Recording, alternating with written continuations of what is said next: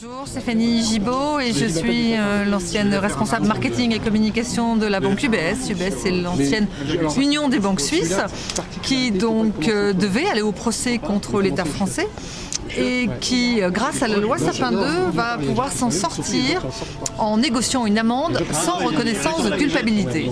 Je viens de dire des chiffres absolument incroyables, c'est-à-dire qu'UBS pourrait avoir une transaction à hauteur de 75 millions d'euros, alors que si elle allait au procès, ça pourrait lui coûter 10 milliards d'euros.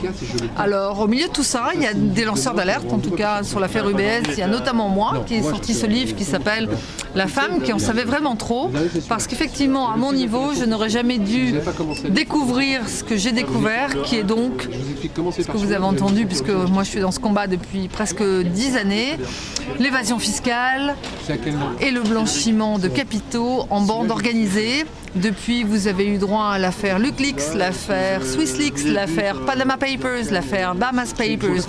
On sait même que la Société Générale est liée aux Panama Papers maintenant, c'est-à-dire que ce combat d'ampleur sismique ne concerne pas que nous, les Français, il concerne absolument tous les citoyens, toute la classe moyenne de la planète, et qu'au milieu de cette finance, il y a des hommes et des femmes politiques de premier plan qui ont pris nos vies en otage pour se servir, notamment le cas emblématique chez UBS où je travaillais, c'est M. Cahuzac, ancien ministre des Finances, qui avait ses comptes donc chez UBS à Genève, mais on peut aussi parler de Madame Bettencourt avec ses comptes chez UBS à Genève. On peut aussi parler d'autres hommes et femmes politiques de premier plan qui sont liés de très près à mon affaire.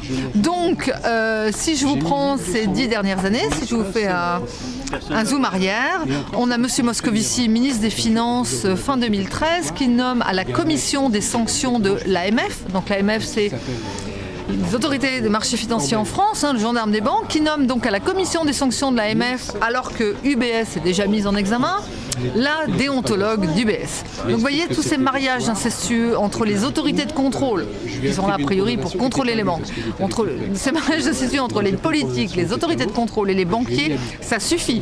Moi je milite pour que les dirigeants des banques et les responsables des banques aillent tous en prison. Et on va revenir sur le dossier de M. Cahuzac, puisque le jugement est public. M. Cahuzac qui risquerait 3 années de prison et qui va certainement, probablement faire appel. Alors peut-être que j'ai mauvaise mémoire, mais M. Cahuzac n'a jamais fait une seule journée en garde à vue et il n'a pas eu les menottes une seule fois. Il n'est pas parti du palais avec les menottes. Donc, on va rejoindre M. Pasco, mon petit voisin à droite, qui lui parle des hommes politiques. Comment se fait-il que dans le jugement de M. Cahuzac, il y ait une inéligibilité de 5 années? C'est-à-dire qu'à partir du moment où il purgerait sa peine, il pourrait à nouveau se présenter et être l'un de nos élus. C'est juste inacceptable. Nous sommes la démocratie qui n'en a que le nom, nous sommes que le pays des droits de l'homme qui n'en est que le pays de la déclaration des droits de l'homme. J'arrive de Moscou où j'ai donné 4 interviews télévisées. Tout le monde a été horrifié d'entendre l'histoire qui est la mienne, c'est-à-dire que on est juste abandonné par ceux qui nous dirigent. 10 ans, donc c'est 2 quinquennats pour moi. Celui de M. Sarkozy et de M. Fillon qui m'ont mis la DCRI sur le dos parce qu'ils ont estimé que c'était plus important de faire suivre ceux qui se battaient contre l'évasion fiscale plutôt que de suivre et d'épier ceux qui ont encouragé ces pratiques à haut niveau. Et puis on a un président qui a été élu en nous disant notre ennemi c'est la finance. Et je disais l'autre jour à mon ami Jérôme Kerviel, si on a bien 2 qui se souviennent de ces paroles, c'est bien nous. On a été complètement abandonnés par l'État français qui protège les banques au lieu de protéger les citoyens. Merci beaucoup. Comment tu t'appelles? Merci à vous.